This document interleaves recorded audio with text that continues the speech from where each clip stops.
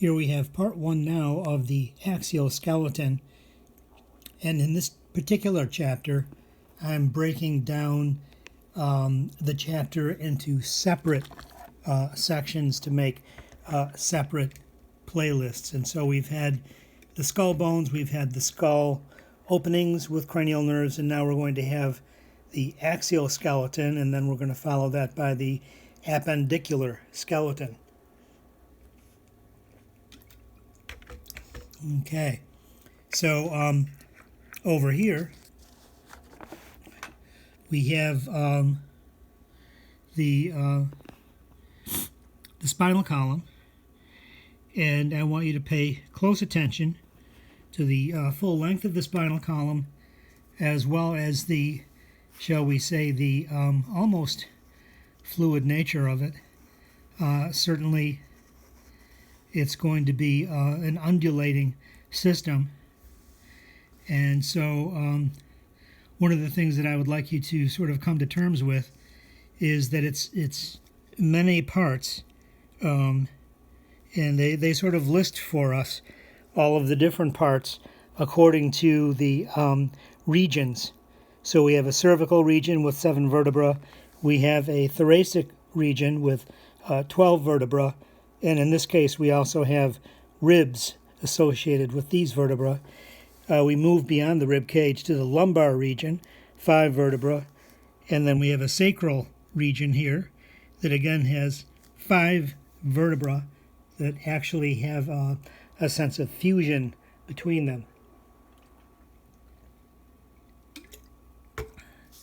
And then beyond that, we have a coccygeal section, tail section, in which we have an average, one could say, of 4. So or an average of 3, depending on if you're looking at males or females. Females have an average that runs between 2 and 4, and males between 3 and 5. So somewhere we have an average between 3 and 4 fused vertebrae. Okay, then now that we know the number in each section, we can also take a look at format. And we begin life this way in the womb. And so there is just a forward curvature, and these are referred to as primary curves. So I've put the 1 degree, 1 degree. So the primary curve here is thoracic, and I've just pointed to the thoracic region. And then we have a primary curve here, sacral, and that would be down here, sacral. Okay, and you can see it's pushing backwards. So do you see that? It's pushing backwards. And excuse my little figure here. This is presumably a fetus. The head, the nose, the arms, the legs, and this for sort of fetal position of the individual. Okay, then as this person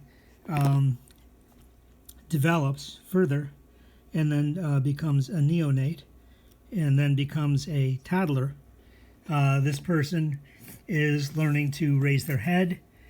Initially, they're learning to sit up initially, and they're also learning to crawl and eventually stand.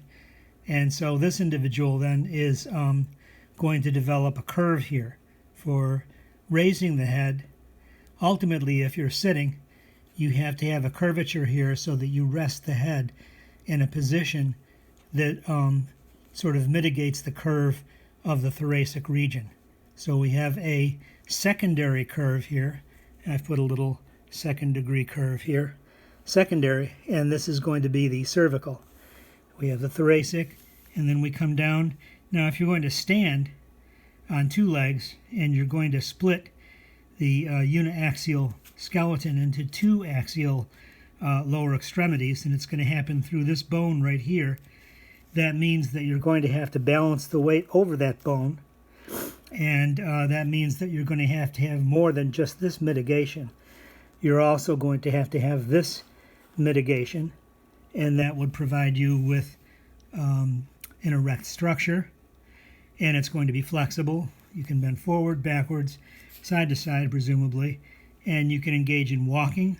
So this is the lower extremities are going to swivel a bit on this joint, And that's our story here, is that we have this sort of an S curve, almost as if you've ever played a stringed instrument. There are curves, there's sine waves on the strings and harmonics associated with those stringed instruments. We do have some issues here that are described up here, homeostatic imbalances, and it's possible from the posterior view to observe that somebody might have deviation in this mid-sagittal spinal column. Presumably, if you don't have right-handedness or left-handedness at all, you will have a perfectly straight spine. If you're a little right-handed, then you're going to favor that right hand, and the spinal column, which is facing us, this would be the right side, would swivel over this way a little bit. If you're left-handed, it swivels over this way. And that's because you're bearing weight on the opposite side of what you're favoring. If you're a right-handed person, you're bearing weight on the left side. You hold your groceries or your baby on the left hip, and then you use your right hand for gesture or opening the door or whatever it is that you do.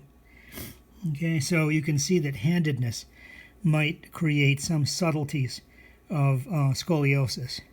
If you use your upper extremity for weight bearing, then of course there's other issues and problems, and this kyphosis is one of the potentials for that problem. Ultimately, also, it's made worse by sitting for long periods of time, and it's a good idea to own a roller, you know what I mean? And wake up every morning and roll out your back. Roll it out before you go to bed. Okay, then this next one here is where we are experiencing lordosis, and this would be in the lumbar region, right there. Okay, and so basically the weight is having to be borne in a certain way in which we exaggerate the curves. Okay, so then we get down here, and there's something really important that's going on here that I need you to observe. And here we have the articulated vertebra, and you'll notice that there's openings here, and you'll notice that the opening is between, this is called a pedicle right here, this enlargement, and it allows a nerve, in this case a spinal nerve, to exit the internal canal region here, the vertebral canal.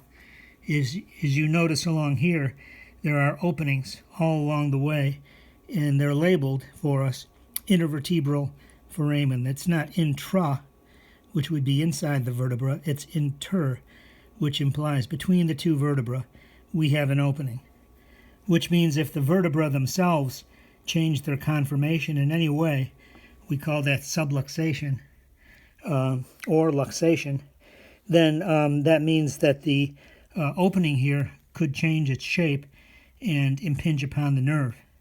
So there could be some potential problems with our spinal column in that particular regard.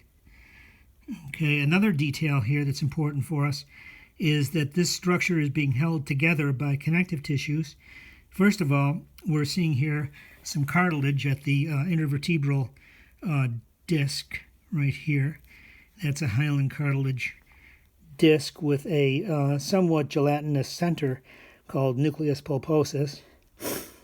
Okay, and then what you will notice is that we have a longitudinal feature right here, okay, and that's called the anterior longitudinal ligament. If you touch the back of your neck or the back of your thoracic region, you'll notice that there are some spines sticking out here, spinous processes of the vertebra that stick out. That's your posterior aspect. Here's the anterior, which of course you cannot palpate. So we have to take a look here and notice the anterior longitudinal ligament. And then we'll go inside here, and we'll see that there is a posterior longitudinal ligament that runs the entire length of the vertebral canal. Further back, we have yet another sort of longitudinal, although it is interrupted by every lamina of the vertebra, and that's the Ligamentum Flavum. and that has a story that goes with it. And I think I'll just move on to section 2 here, part 2, and get more deeply into these ligaments.